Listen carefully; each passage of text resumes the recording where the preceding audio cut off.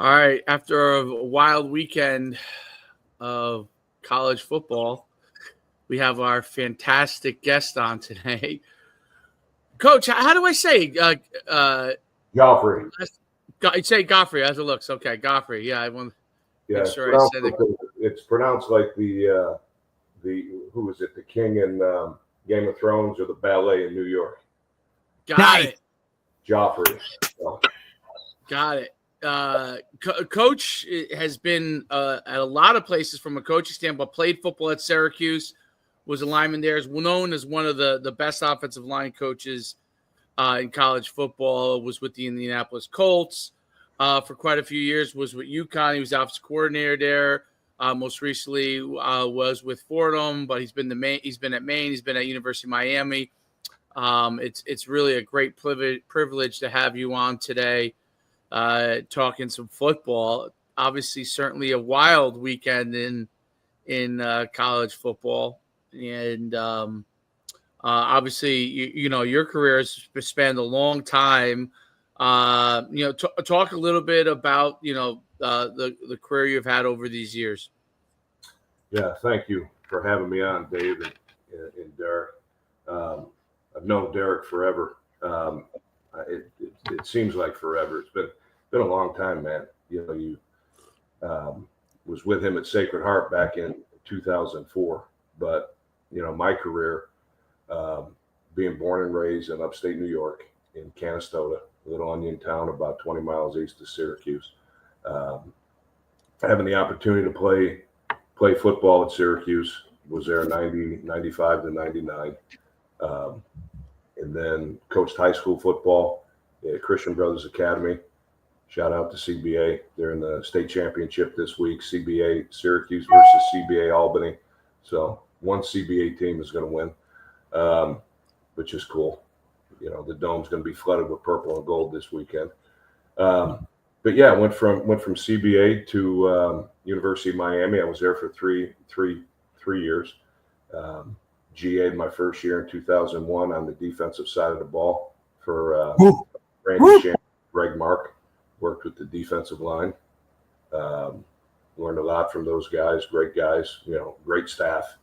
And then I moved over to offense after the year in January, and got 2 years with the guy who, in my opinion, is the best offensive line coach, the greatest offensive line coach in college football, Arthur Francis Kehoe, who Coach Key is phenomenal human, phenomenal coach. He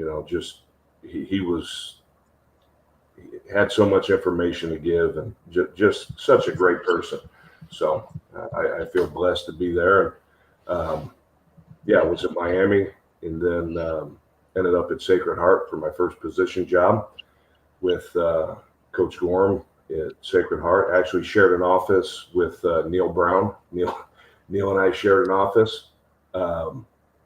And myself, Coach Brown, Coach Acelta, who I worked with at Fordham, who's a dear friend and a hell of a football coach, but was at Sacred Heart for 3 years and then left. Went to University of Maine for 5 with Coach Cosgrove.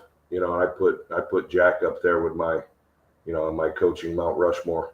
One of the greatest guys that I've been around on or off the field. Tremendous person, tremendous father, tremendous leader, tremendous role model. I love Jack. Coach Cos is he's a phenomenal person. But spent 5 years at Maine, and then went from Maine to Indianapolis Colts. As an offensive assistant with Coach Pagano. Was here with Chuck for 6 seasons, and then after we got let go in 2018, wound up at UConn my first year coaching the offensive line, and then the next 3 being O-line / offensive coordinator.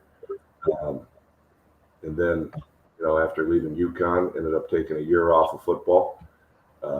Still stayed in the Connecticut area, the South Windsor, Hartford area. Was there, and ended up at Fordham, and I was at Fordham for 2 years. So, yeah, it's been a good coaching career. It starts off as, you're the young guy, and now, on the last staff, I'm sitting there scratching my head. It's like, now I'm the old guy on the staff myself, and Coach himself, even though he got me by a couple years, you probably wouldn't know it, but no, but it's been good, and looking for the next opportunity.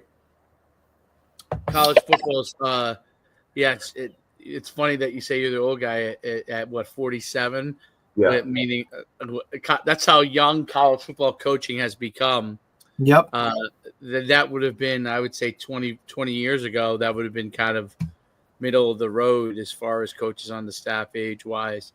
But it's changed. It's changed so much. Partially, and you could probably talk a little bit about this, but partially because what's expected of coaches now, time wise is so crazy. There's no time off. Very little time off, if any. You're probably still recruiting even in your time off. Talk a little bit about, and we saw a little bit about how some of the changes of college to college football are, I would say, directly affecting some of the behaviors because, without consequences in certain areas, you're going to start this. I'll use a quick example: Super Bowl. NFL. If you do something, for example, this weekend, the quarterback from Jacksonville gets hit. Whether you think it should have been a late hit or not a late hit, according to the rules of the NFL, it's a late hit and it's a flagrant. And the way that he hit him in the head, it gets him tossed out. He's probably going to have a hefty fine, so on and so forth, right? Well, college football doesn't, yes, they fine the university, which pennies. We're talking about offline, $100K to the university. That's like, and they're making $1 billion, So it's but talk about some of the changes in college football, what's going on, and how it's affecting coaches. Dave, and this is just strictly my opinion. You see it now, with the transfer portal, and we didn't deal much, when I was at UConn with NIL because it was in its infancy, right? A few guys had some things, but there wasn't a lot, and we didn't really deal with it at Fordham. But you see it right now. It's almost like you have to re-recruit your room every day. Back in the day, God, I sound like the old coach saying that back in the day. I know. Don't you hate it? I hate it when I got to start like that, but that's what it is. I feel like I'm going to stand up and dislocate a hip after saying something like that. Back in the day now might be 5 years ago. Yeah. But I remember when I played, like, coaches you'd get your ass ripped, and you were expected. You got ripped, and it is what it is. Now, if you get after a kid, you've got to grab them and have a conversation with them, and I think that's good coaching. But it's like you've got to re-recruit your room every day to make sure that guys aren't leaving, to make sure that guys are happy, that you have a plan laid out for them, and how you're going to help develop and how you're going to help progress them and go from there. But whenever this transfer portal opens here soon, I would expect this to be like the damn wild west. Yeah, I think it's going to be nuts. And the drop of so the roster's Division I going to 105, right? Even though people always look at the positive side of it, you can have 105 scholarships now, but the real effect is some of these rosters carrying loads and loads of walk-ons. You're going to shed 30 guys. I guess you're going to shed some seniors, but because those COVID guys are now gone. But you're going to shed an additional 20, 25 guys that would normally be on your roster.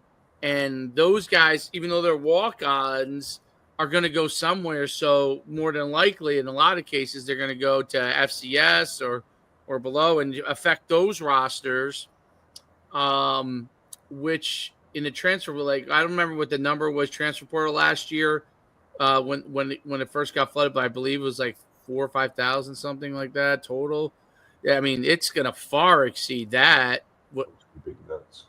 Yeah, because there's no way. There's just because guys are going to have to shed their roster. I mean, there's no way around it. So it's and probably some scholarship guys who aren't performing right are going to get shed there. So You would think you would think it probably hurt some of the walk-on guys as well. Right. Oh, hell yeah. You've got some guys that have grown up loving a team, and all they've ever wanted to do was be a part of the program, and now they can't because there's not a spot for them. I think that's I think that'll hurt college football. Yeah. Yeah, I mean, that's part of the essence of it, right? Like, that was always an appeal. Like, I always go back to, in reference Nebraska, right? Like, they were like walk on you. And now, look at some of those guys. And if you're a walk on, that's maybe right on that fringe of hey, this guy's done everything we've asked. He's added, he's helped us in other ways, maybe not so much on the field, maybe off the field as a locker room guy. Those guys aren't getting those scholarships anymore. Absolutely not. I'm going to go grab somebody who's already played 2 years at Alabama and can come in and help me produce, because as the head coach, I got to win now, right? Like, those moral victories, I think, are what's going to kind of take a back seat to I have to win now. Yeah, I would agree with you wholeheartedly, Derek. I think it's going to make it's going to make some aspects of college football hard. I think, especially, like I said, some of the walk-on guys that it's all they ever dreamed of. And, having to go from, 140-man roster down to 105, it's the trickle-down effect is going to be real. I really believe that. Yeah, and the solutions there are, it's everything's moving so fast and they're short on solutions, right? So it falls back on basically the coaches and the athletic departments of how they want to manage the football department, quote unquote, right? So, like, how are you going to manage a football department between all the different things? Like, you saw, I don't know if you saw, but Stanford did something. It's the first team to do this GM role in the way that they're doing it, where they're setting it up like the NFL, where the GM is above everybody, and including the coaches, and he's basically he's the CEO of football, without using that word. Frank, you worked with, you had Luck was there when you were there, right? He was. Like I said, I don't think it could happen to a better guy. Right. Oh, yeah. As smart as he is, and what a great person Andrew Luck is. Like, people ask me all the time, like, who's your favorite quarterback? Like, that guy is special. Now, granted, Donovan McNabb is really, really special too, right? But Andrew Luck was, being around that guy, it was amazing. He's such a good person, such a good football mind, such a good player. If he didn't get hurt, I think he was a generational talent. But I think he'll do awesome for Stanford. I mean, you bring that guy in. Oh God, yeah. Come on. It's amazing. I'm so happy for them. I'm so happy for him. I'm so happy for Stanford. That's great. I'm excited for him. It's a very it's an interesting move too, because that could alleviate coaches from some of these type of things that have, I'm talking about head coaches who are obviously run the program, and you're asking them to basically be nowadays at the highest level GMs as well as head coaches, and it could alleviate some of that stuff, including some of these kind of things that you have off the field, right? Like that could alleviate the head coach from having to be the bad guy in, a guy plants a flag, right, and cause a melee. Well, now the head coach is in a bind, right, because he has to go and, this might be a player he loves, maybe one of his best players, and he's got to figure out some sort of punishment for that person, or something he has to do. Whereas that kind of role with an Andrew Luck, he can bring them in and say, hey, listen, we already established this is one of the standard things, and here's the quote unquote punishment for this kind of stuff that's outside of football, right? Outside of what the coach is really dealing with.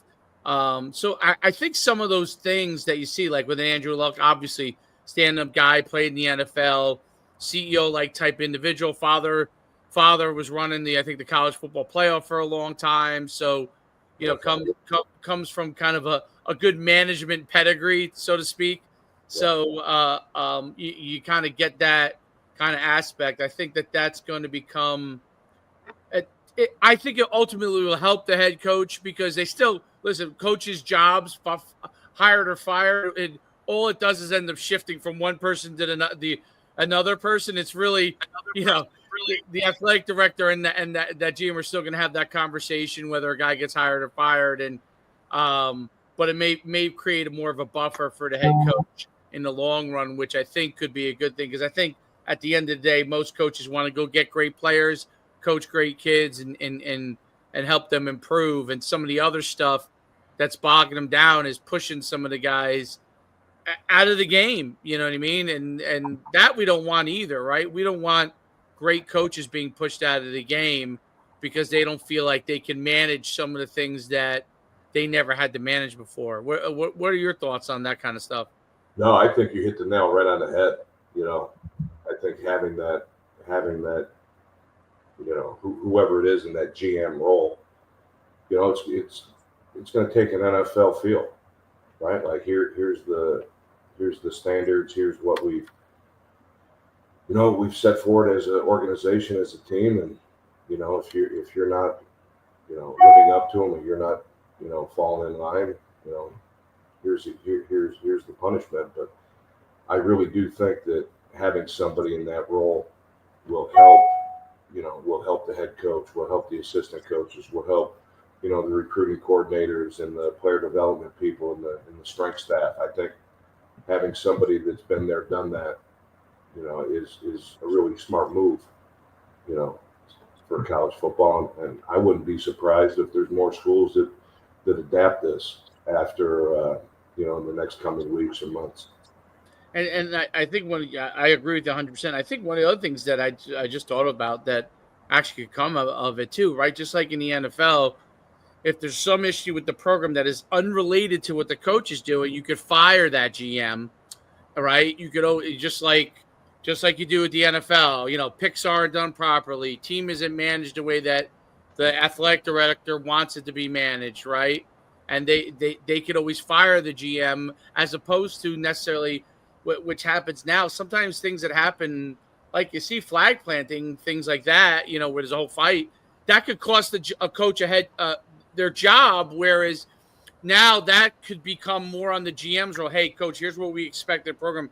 None of this stuff should happen, and that stuff starts to happen. Part of that is on the GM. So I think in the long run, it becomes you could say a necessary evil, but it really it may be a necessary thing. And who as a head coach wants to figure out when your team gets fined, like all right, what do I do here? Like the president of the university is upset with me because I got fined. The athletic director is upset with me because I got the school fined $100,000. Like, who do I go talk to? Right, which is also, Dave, it's why I think you see some of these head coaches not like getting involved in it, right? Like you saw Ryan Day kind of just stand around and kind of watch this whole thing happen while, some of the lower level guys on the field are the ones in there getting pepper sprayed and mixing it up to try and get their guys back. And then, like we talked a little earlier this morning, like then you see a Steve Sarkisian at Texas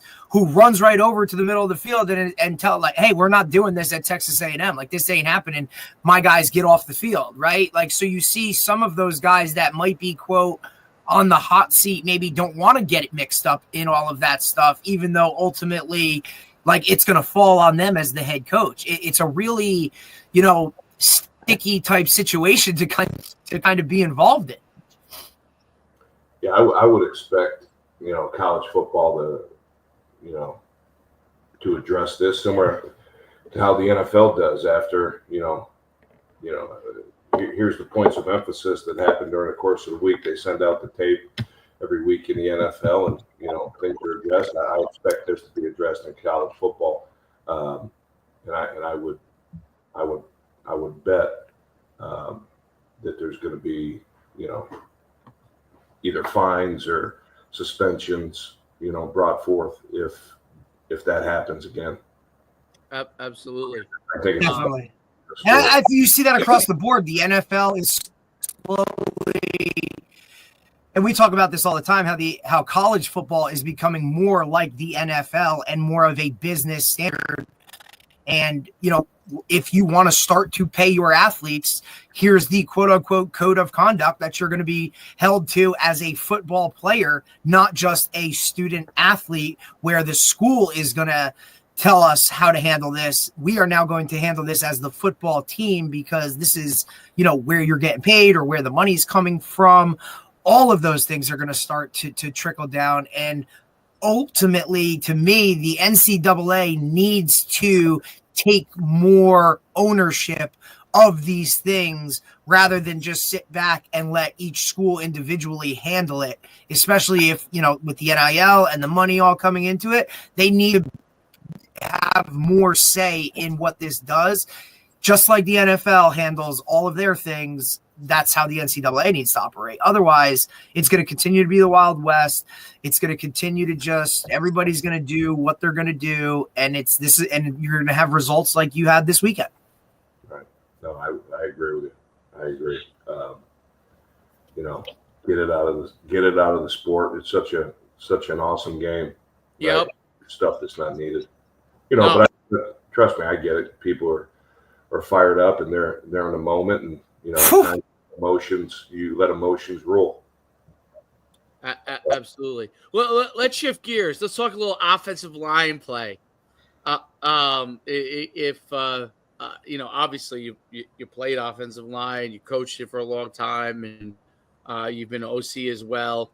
On the offensive line, kind of, one of the things I noticed is that, you have in college, the NFL is different because you have your specialized guys, and then you have a couple of guys that are also like they've got to be able to play every position. Right.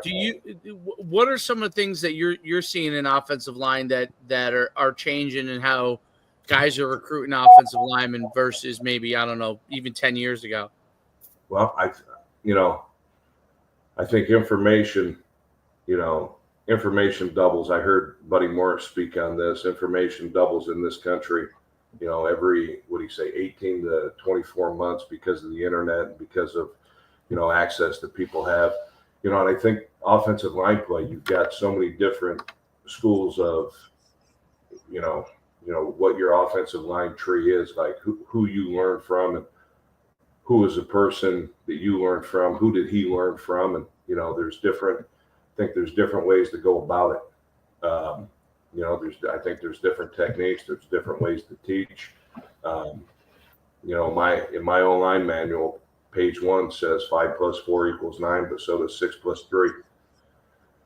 Right? I think there's different ways to do things. There's different ways to to teach a drive block, a down block, a pass set, a kick slide, a wide zone reach block, but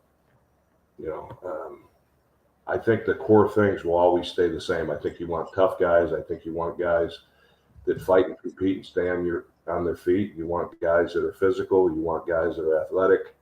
Everybody wants these. They want badasses up front. In terms of trying to recruit these guys, I think there's a few schools of thought. Do you take the bigger, tight ends that you can sort of develop into offensive tackles? Do you take a really, really big kid, maybe a bigger high school kid that may have to, you may have to melt, 30, 40 pounds off them? Do you take a guy like that and chain him to the squat rack and feed him nothing but, ribeyes, and have him do back squats and box squats and, jump squats and get them explosive and get them ready to play? I think each team and what they do offensively, are they a zone team? Are they a gaps scheme team? Are they an up-tempo team? Are they going to play out of a huddle? I think, you sort of try to find a mold, or you sort of try to find people that fit your scheme. But I think at the end of the day, I want guys that are smart. I want guys that are tough. I want guys that will compete. I I want guys that'll play for 7 seconds. You know, you can't win with choir boys all the time. No, And there's no doubt about it. Guys that are a little, that are a little tapped every once in a while, right? They can, you got to tell them to stop rather than speed up. You got to give them a little slow down rather than, hey, let's go. But, right. Well, that's the defensive line. Have you seen a change in that, Coach? Have you seen a change in the mindset of an offensive lineman since everybody has gone to, I hate to use the word finesse, but more of the spread offenses and things like that? Do you see yourself having to tell those guys to kind of go rather than pull back later as you've progressed in your career?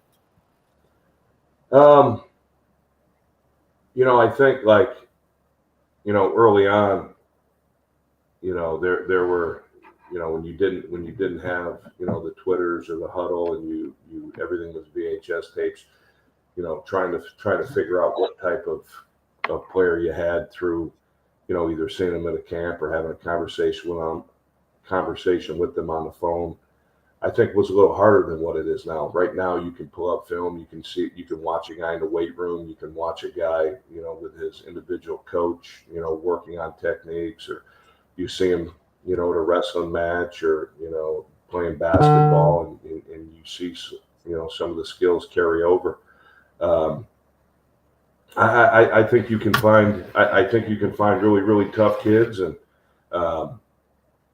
it's recruiting, as you guys know, is not an exact art. You're gonna miss every once in a while, but at least if you do miss on a kid who's a great person, may not have the skill, but who's a great person and not gonna be a distraction on or off the field. But I don't know. We my years at Miami, we were able to find some really, really good players. Really, really offensive linemen. You'd find them up north. You'd find them in the middle of the country. And when I was at Maine, we made our living on, shorter, I don't want to say a little less athletic kids, but, I had 2 guys that played for me when I was there, Chris Holly and Garrett Williamson, that if they were, 6'3" to 6'5", they would have been at Rutgers. They would have been at Syracuse. They would have been at, they would have been someplace else, but they played for me, and they were as tough and as nasty as they come. And there was also a kid from Rochester, New York, Bruce Johnson, who was a center, and Pitt had dropped him, and I found him at Gates Chili High School and scooped him up, and he played for me for a year, and then when I left, played for Coach Ambrosi at Maine, and Jeff turned him in. He won the Remington Award, and bounced around the NFL for a few years as a center. Now he's coaching high school ball, and, got a good business. I think he's in real estate or he's doing something in Rochester. But, you find kids like that, just tough ass kids that, love to grind and love football, and guys you don't have to worry about doing anything, to shine a negative light on their name or your name outside the field. What's the difference between how you kind of have to go about recruiting Division I offensive linemen versus FCS offensive linemen? Because I feel like that's the biggest. Like if you were to look at what offensive linemen look like at Division I versus maybe FCS. I think that might be like the biggest position where you see the biggest difference. Probably D-line too, offensive line, defensive line. And then, because skill-wise, a lot of the guys still kind of look the same. They just may not be quite as good or as fast or whatever. Well, but linemen at those levels. So what are kind of the different things that you kind of have to do between those different levels for what you're looking for? I mean, I think if you're at you're at a Power 4 team, you're at a, pick one, Ohio State, Michigan, you're getting the ready-made kids. You're getting, the creme de la creme at your position. You're able to go into the transfer portal and, pull a guy who may have been in Iowa or in Alabama and is looking to come in and play right away. When we were at UConn, you didn't have the ready-made kids. You had guys, like you had a kid like Chase Lunt, for example, who's their right tackle now, and shout out to Chase, man. I'm so excited for him, and the other tackle, Valentin Sen, their left tackle. Those two guys, recruited both of them. But you took a kid like Chase, who was a converted tight end in high school and really didn't play offensive line. He had a couple practices, when Corey Edsel was down at Arlington Martin High School watching spring ball, and he was, he just had him dry block, and he was watching him an individual. You get a kid like that, and it's like, okay, he's really never played offensive line, doesn't know how to pass set, which is fine. That's what they pay me for, to teach him, to be able to do that. But he's just got all the intangibles. He's long, he's lean, he's got to get in the weight room. He's got to be a guy you're gonna want to chain to a squat rack. But you look at him now, and I think he just got a Senior Bowl invite, and just made all New England, and shout out to him, man. He's worked his ass off, and you get those guys that are going to take a couple years to mature and grow, and have to develop in the weight room. But once you do, man, they're going to bust their ass for you and work really, really hard. But you look at FCS, 1AA to Division I, 1AA guys, you're not fine. You don't have that ready-made kid. You've got some. There's always going to be an issue. There's always not really an issue. There's always a reason why he's there. Maybe his foot speed's a little, lacking. Maybe, his strength coming off the ball isn't where it needs to be. Maybe he's tight. Maybe, he's got poor flexibility. Maybe he hasn't been coached. Maybe, maybe he's still proud eagle blocking like this, but I think that's the biggest thing. I think you need to try to find guys that fit your system. Try to find guys that are what you're looking for. Like, are you somebody that wants, do you value length and athleticism, or do you want, somebody who will fight you in a phone booth and be a tough ass? And then you go ahead and try to develop them and then play to your strengths. Absolutely. I always used to see there's two philosophies with FCS. Either you get these guys that are tall and you try to put weight on them, or you get the guys who really were dominant in high school, but they were just an inch or two short or whatever.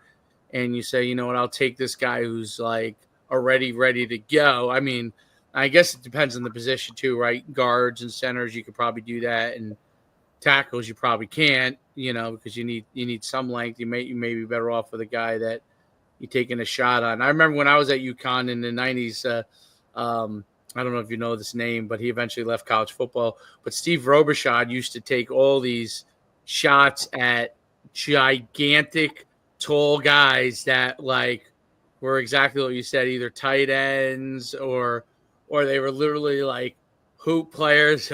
So we had 6'8", 6'9", 6'7", as tackles.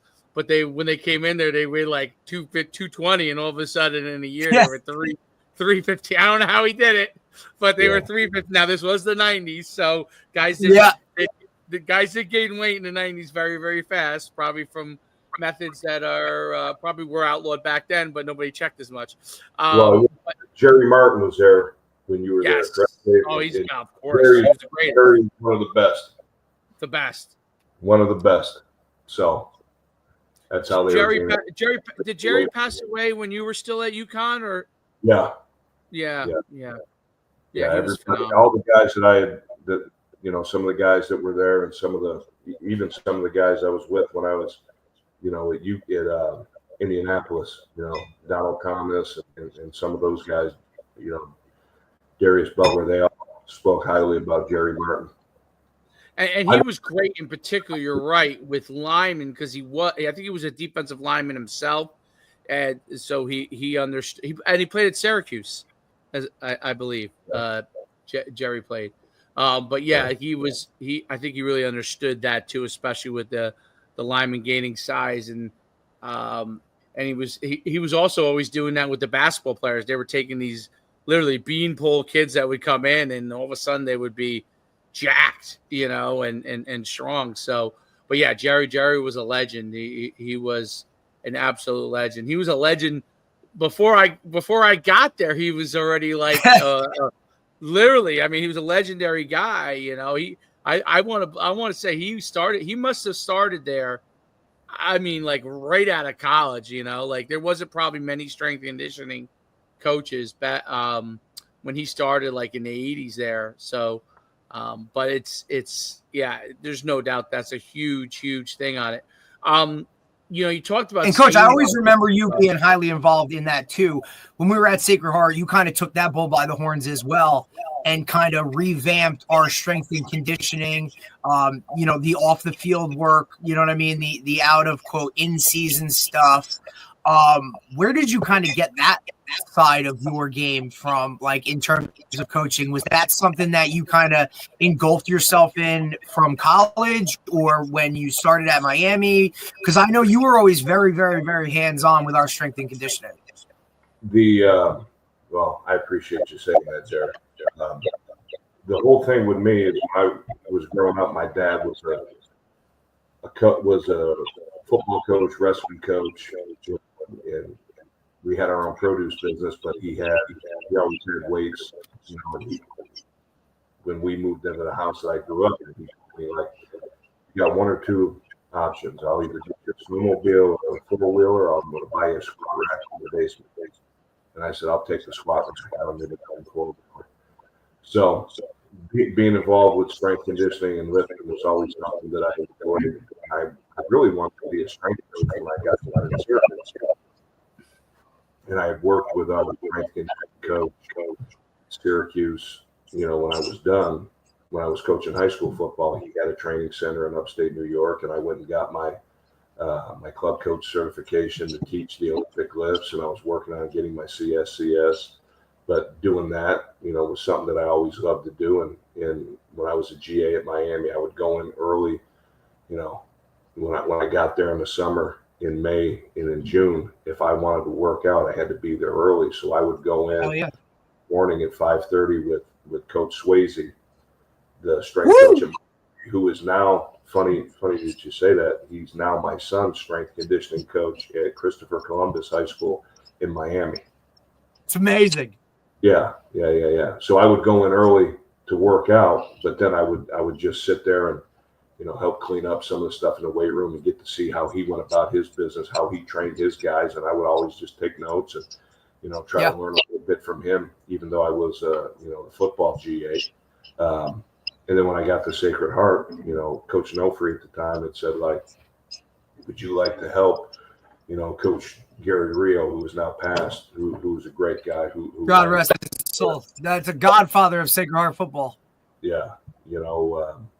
Would you want to help him? And Coach Gorham let me, and, sort of did that. So, yeah, that's where I got it from. And, I always enjoyed doing that. And, something I'd like to get back into. I got to get back in the weight room myself. But yeah, don't we all? But strength and conditioning is a huge part of obviously the success for linemen. Dave was a big track guy. He had his own facility for a long time, right? So Dave, we always that's part of how we always ask guys. I mean, look, we just had Nick Soto, who's the new strength and conditioning coach for Miami baseball. We just had him on Friday, and we were talking to him a little bit about some things of that nature. It's just that has evolved within the game itself. I mean, now you're seeing guys spend or pay, those salaries for strength and conditioning coaches are just as much as position coaches now. I mean, because they spend so much of the time with those guys at that level. I mean, you spend more time with those guys than you do your position coach, because of the rules and the limitations and whatnot. If you're all not aligned, it's just, it ain't going to work, Yeah, I would agree wholeheartedly. Yes, speed is becoming the thing that now people are purposely, specifically addressing within the strength conditioning program, even though it's kind of obviously been a part of it, but the way that and we've had a lot of these guys on, like Tony Holler and even Soto is doing it with Miami, baseball guys. with baseball guys. So But first thing he said is, "I'm a football guy," right? Like, hey, I'm a football guy. Like, we're like, all right, okay. Yeah, they're addressing speed specifically and how you develop it, because it's becoming such a gigantic difference maker at the skill position, and obviously even like O line versus D line, right? Like that's the first battle that has to be won before anything else can happen. So, Right. but yeah, absolutely. So before I let you go, I wanted to ask about scheme and the run game. So Sure. the run game is becoming kind of the evolution of everything, right? The spread was a huge deal. It's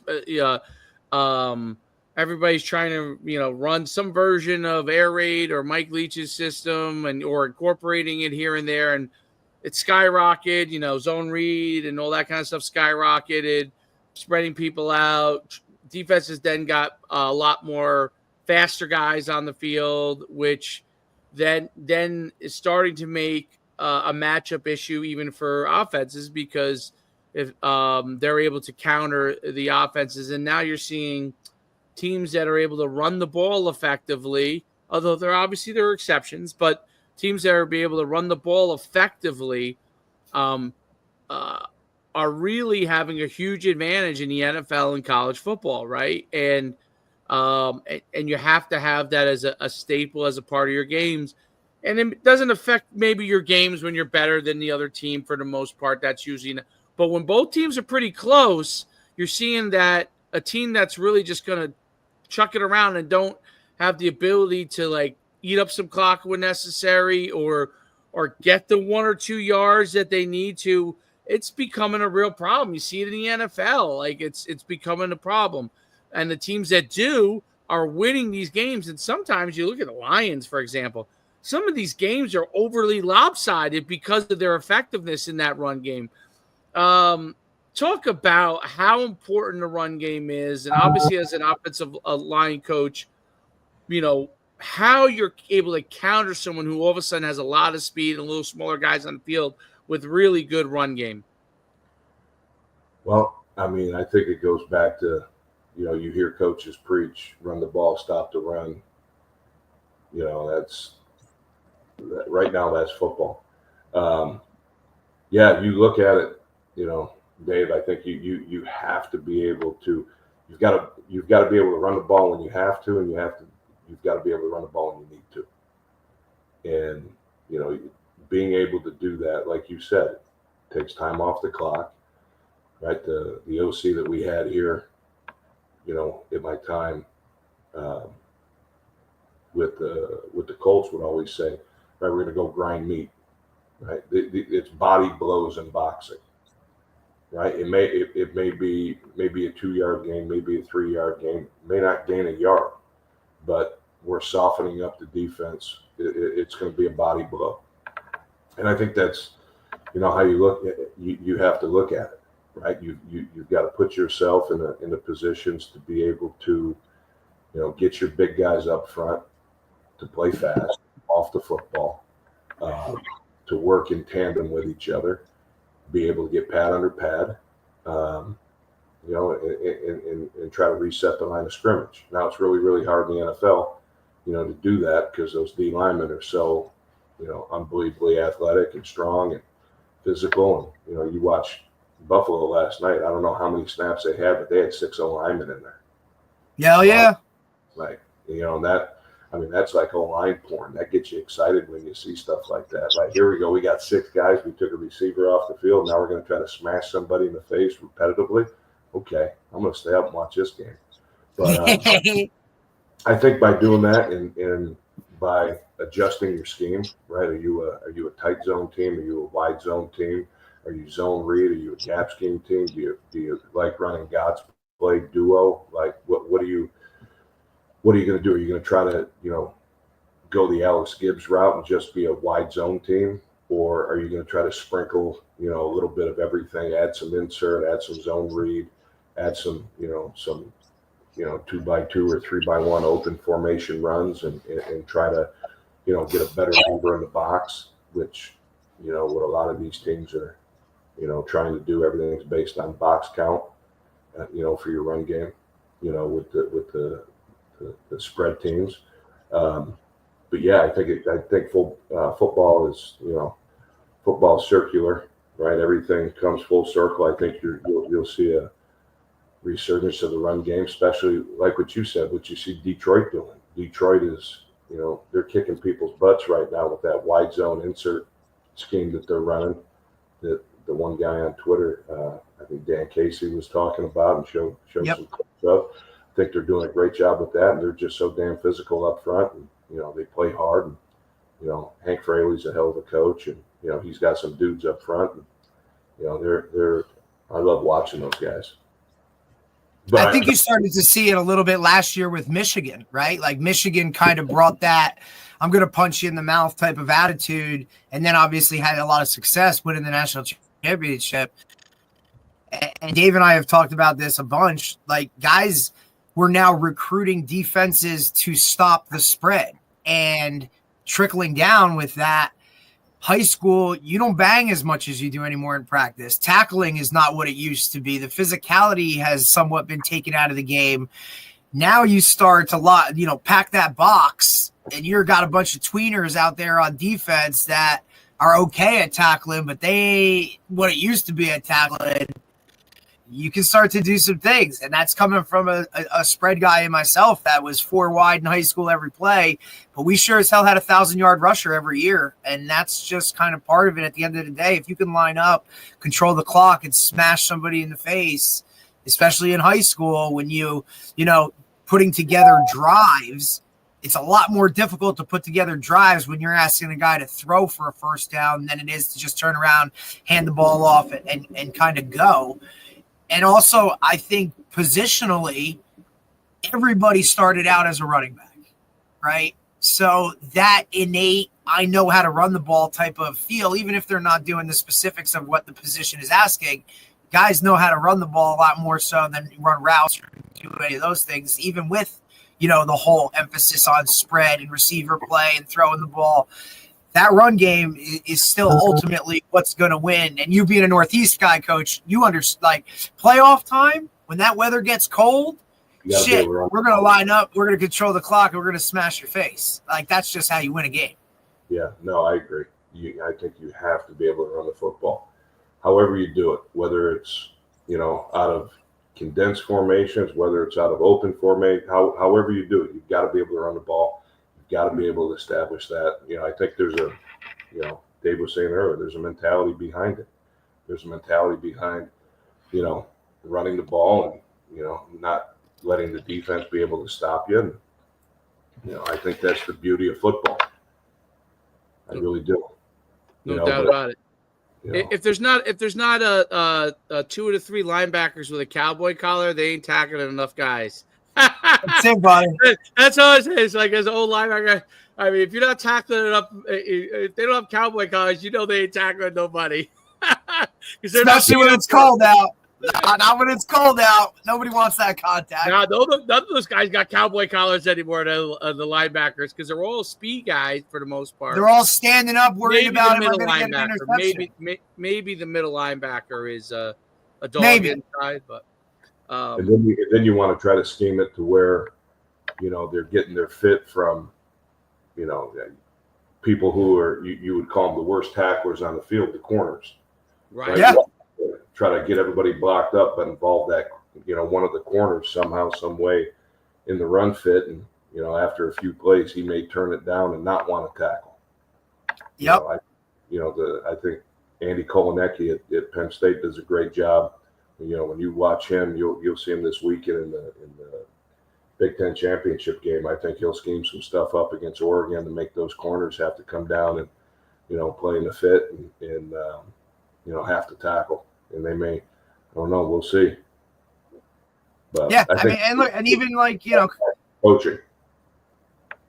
Yeah, and I think like even when you're trying to scheme that up, like, those outside linebackers are pseudo strong safeties now, right? They're more of those skill, like I said, tweener type guys. You're worried about 4 verticals. Can he cover a guy down the chute?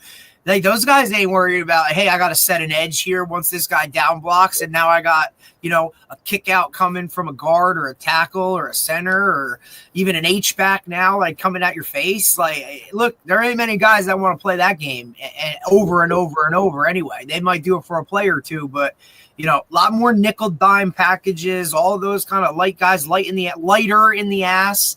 And it's just different. It's different, right? And that's why the spread game worked for a while, right? It was like, oh, that's a linebacker out there. He ain't going to be able to drop hook curl. Right. We'll get a guy sneak him behind, or, we can run this mesh concept where this guy ain't running with him. And it's all, look, it's just like you said, football is circular. Everything comes back around. But for a guy that really enjoyed the physicality part of the game on the defensive side of the ball and offensive side of the ball, I get excited about this stuff, right? It's because now we're starting to see what I grew up watching football was. And at the end of the day, it's still a physical contact game where sometimes you just got to, hey, this might not be the right call, but we're lining up and we're coming right in your face. I don't care if you know it, and that's what it's going to be. I'm going to impose my will, and that's going to get us what we need to do. And I think you're starting to see a little bit of that come back, and I think you talk about the Lions, it's a trickle-down effect from their head coach. Like, he was a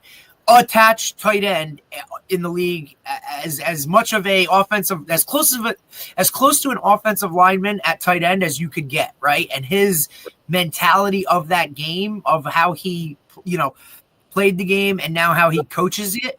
And I think for a city like Detroit, it's like the perfect match. I would agree with that. I would agree wholeheartedly. No doubt about it. Well, Coach, it's been phenomenal having you on. We take the opportunity while we can to have you on, an expert like yourself. Before he gets back into it, man, and he'll be all in it, and then we'll just be looking for where he's at, and then all those things. So, Coach, thank you, man. I appreciate it.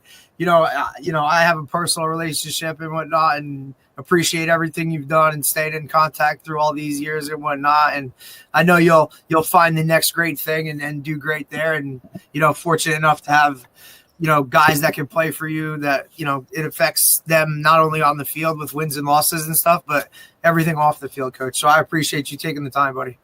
Well, Derek, you got me for life, man. I appreciate you. I remember him as a wide-eyed freshman walking on Sacred Hearts Field with, his eyes were gigantic, and no, it was great. And, like you said, we've stayed in touch, and, he's a special guy. And, if I ever get the chance to be a head job, he'll be the first guy I hire.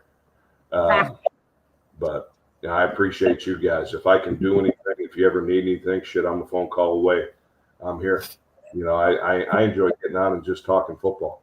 That's the one thing, that you do this for long enough, once you get out of it, you miss the camaraderie, you miss the, just guys sitting around, talking ball. But I appreciate you guys, and, for everything that you guys are doing for, sports in the Northeast, and, helping, some of these kids, in their recruiting process. And, I'm going to sit here and say thank you. It means a lot to us as coaches. And, like I said, if you need anything, if I can ever do anything, give me a call. I'm here. You know how to get in touch with me. Appreciate it, Coach. All right. Thank I appreciate Coach. it. Enjoy and talk soon. All right, buddy. All right. Bye. We'll see you. Bye-bye. Good stuff. That was phenomenal. That was great, man. Let's get up off this podcast. That was a great start to the week. Now, you said tomorrow and then Friday, right? We got tomorrow, and then when's DJ coming on? Was supposed to be is that what I said? Wednesday. Wednesday. So tomorrow. So that's probably gonna be 11 or 9. Oh yeah, that's fine. Tomorrow we have Coach Thompson from East Mississippi JUCO, then we'll have DJ, and then Friday we got state championship winning Group 1, Glassboro High School. Timmy Breaker head coach coming on. So get to talk to him and figure out how the hell he had a running back rush for 401 yards in one game. So let's go. Yes, he definitely was. That's someone who understands the run game. Also, coaches every game with no sleeves. So I'm interested. He looks pretty damn good on that sideline, like out there, like this. Good stuff. But yeah, we're gonna have a good week. Awesome. All right. Until tomorrow.